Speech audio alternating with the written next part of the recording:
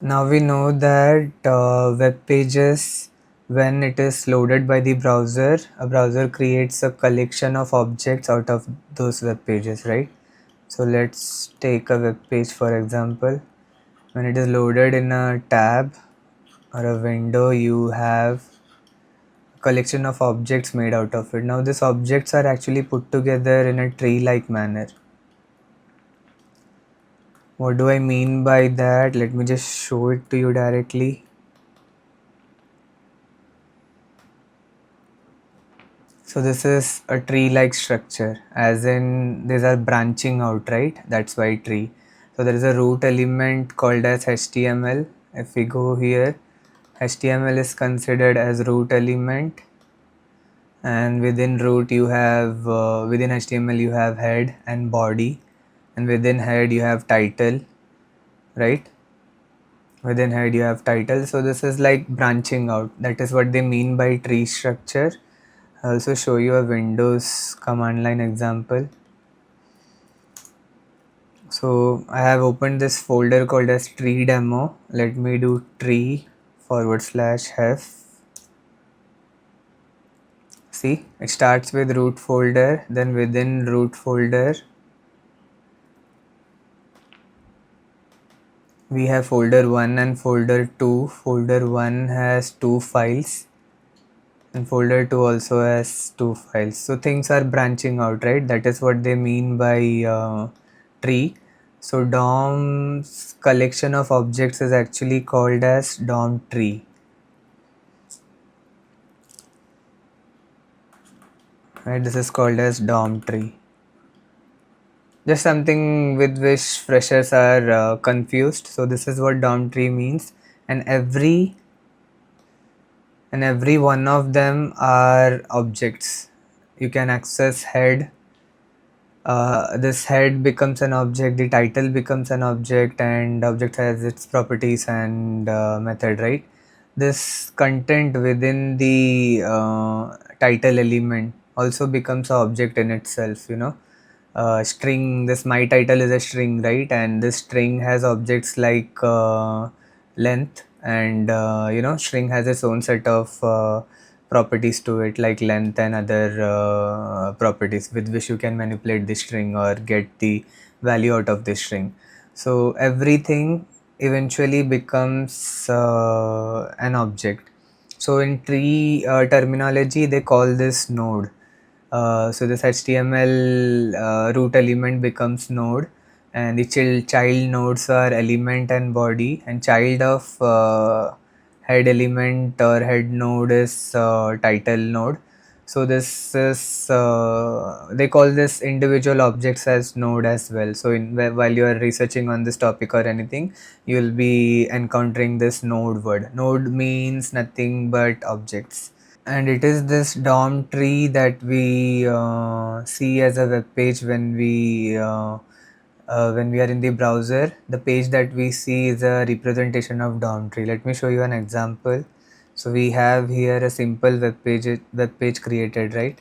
I can just double click on it. The page is loaded. If I do inspect, within this elements, are you able to see that body is getting dropped down and then div is getting dropped down? So these are branching out, right? This is actually DOM tree. The representation that you saw in the image, it's a different representation of it. It is shown in a manner of drop down. So this elements tab actually represents the DOM tree, and that is what you have in the web page. Now, if you remember, we did document dot all previously to see all the collection of objects that our browser has created, right? Now, if I do window.document dot all, I still get the same collection of objects. Now this goes to show that window object, a document object is a part of window object, DOM tree. So your JavaScript also has access to the window object. Now I like to think this particular tab as window and this particular area as document. Now we've already seen examples of manipulating the document. Let us just do it again. For clarity's sake, let me change this span part. I'm copying the JS path, putting it in console and changing the inner text to hi there.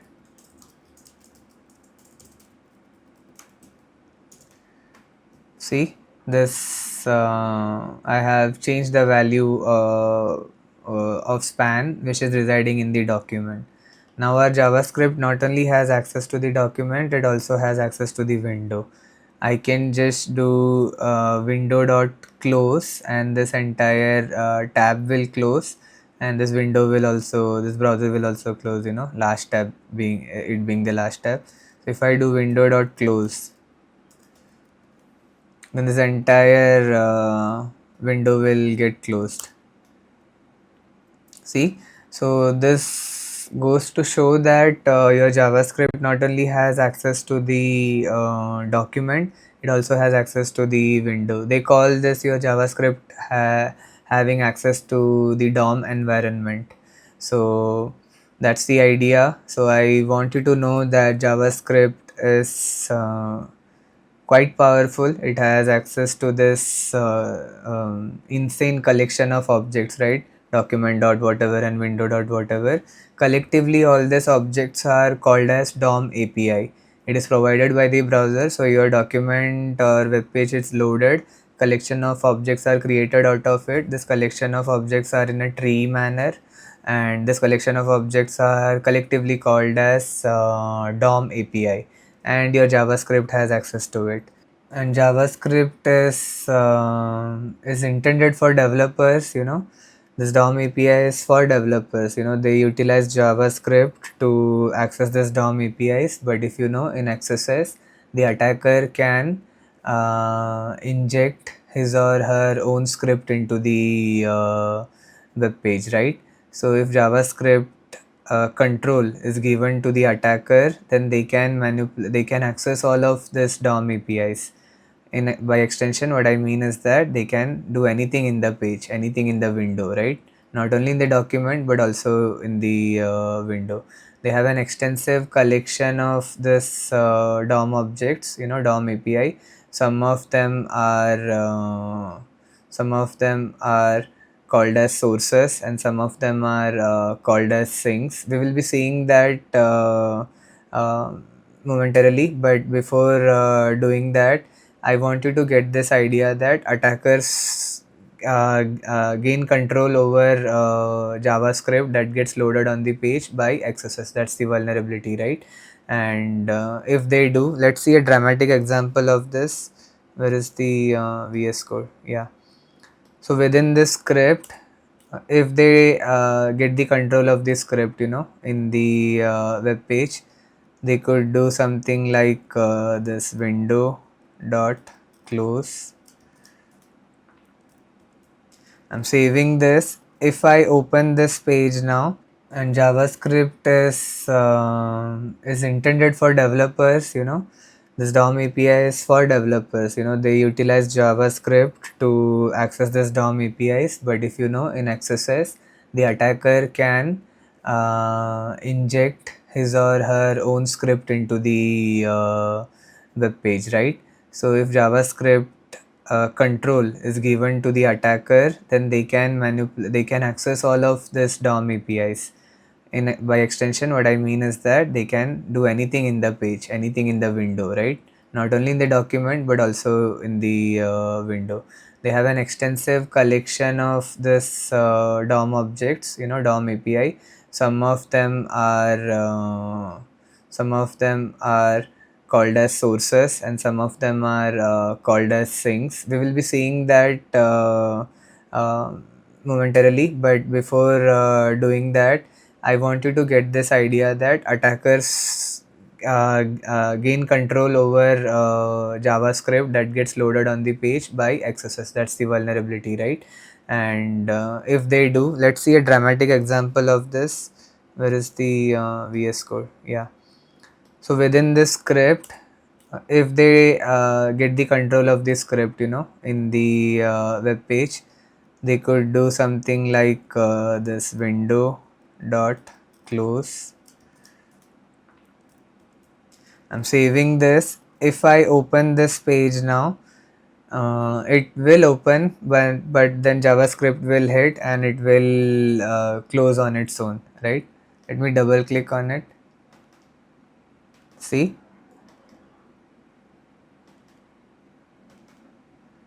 So,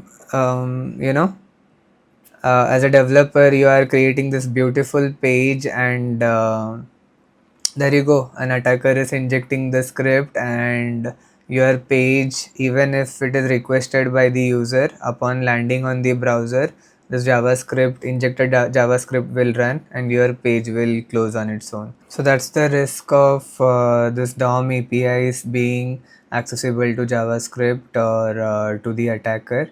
Now let us talk about there are certain objects or certain objects properties and methods which are considered as DOM source, and certain collections of them are called as DOM sink. So let us explore them now. Now what is a DOM source? DOM source is any place in the browser from which JavaScript reads attacker controlled data, so let me just open this web page again. I removed the window.close statement.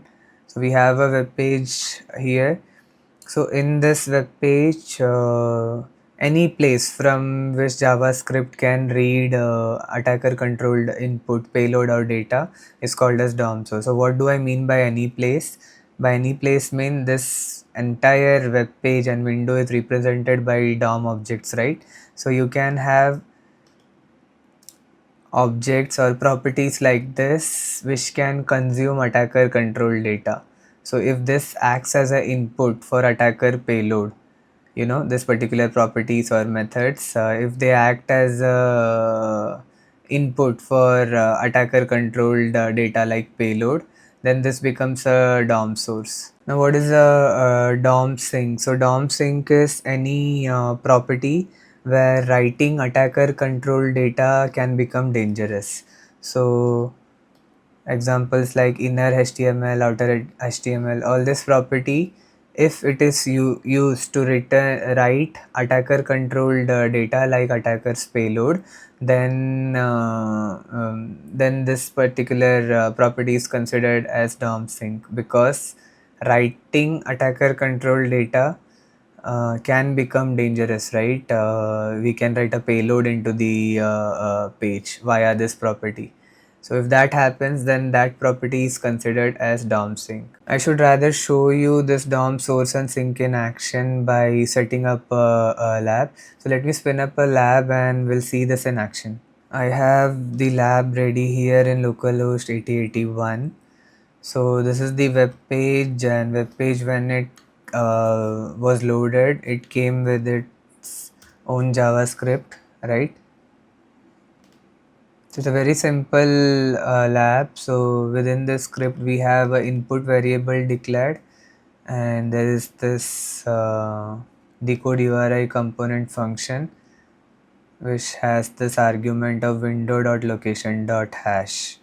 Now window.location.hash means anything that comes after this symbol is considered as the hash value, right? So if I type hello here, let me just type it here,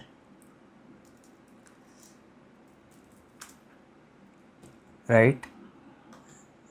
If I go to console and if I do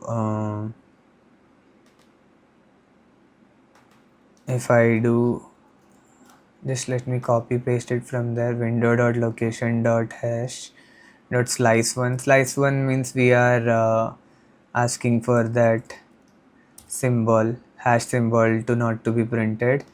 And so when we do window.location.hash.slice with the argument of 1, this hello thing is printed. It excludes this hash symbol, but we have this hello extracted out, right? Now that is what this variable carries, and this entire thing does that, and this is a fail-safe condition.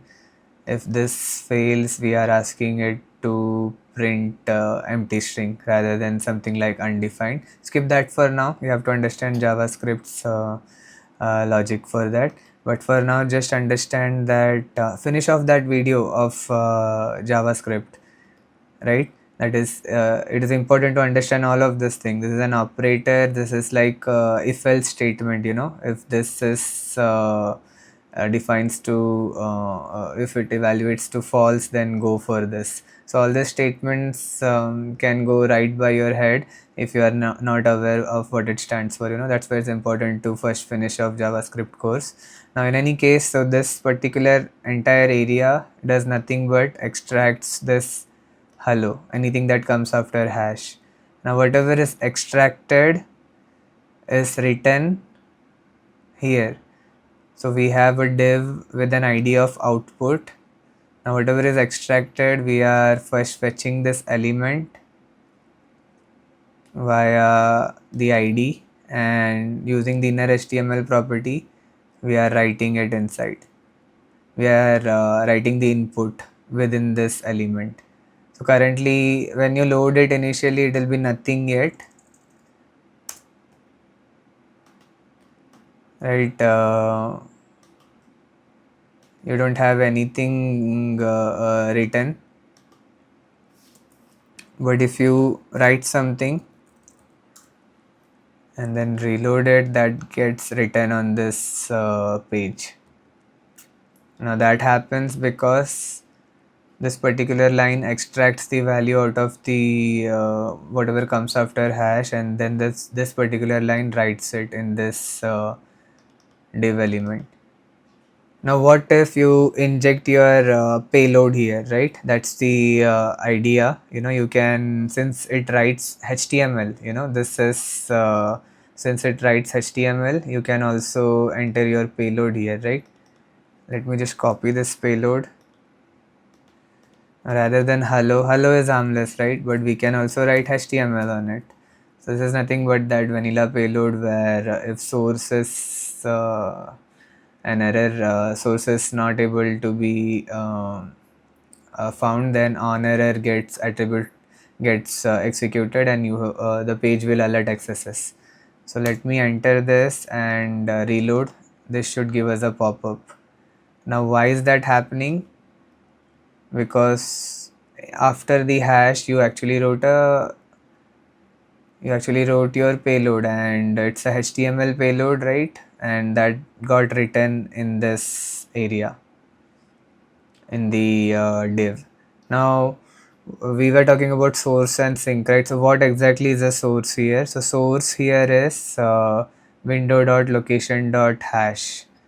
So this particular JavaScript object or property is the source, and this particular property is sink, because this is where from attacker control, that means us, we injected this payload here, right?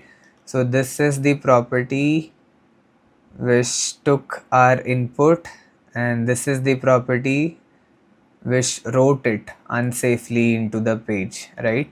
So this is a source and this is a sink. Revisiting the concept, so what is a DOM source? DOM source is any place in the browser from which JavaScript reads attacker controlled data. So in our case, this is the browser, right? The document and window put together, and the JavaScript is this JavaScript which reads attacker controlled input, that is this payload, that is read by window.location.hash.slice. So this particular part becomes DOM source, and DOM sync is any property where writing attacker controlled data becomes dangerous. So by using dot inner HTML, we wrote attacker control data. So Since attacker is inputting a HTML here, within this HTML, the XSS, JavaScript code is also embedded. So writing that HTML, writing that data, attacker control data with this property inner HTML is a dangerous thing to do. So this particular property is considered as sync. Now I'm not sure if this entire part is considered as a sync, but you get the idea, right? Somewhere JavaScript reads the attacker control data, and that same JavaScript is writing that data elsewhere using one of the DOM APIs like inner HTML. So that's the idea behind DOM source and sync. So that's the idea about DOM source and sync. I hope you now understand what object means, what document means, and what source and sync means. So these are all the prerequisites you have to know before you jump into DOM XSS. Very many freshers don't understand DOM XSS completely because they don't have this background knowledge. So it is crucial that you first know this concepts so that you'll be able to better exploit DOM XSS.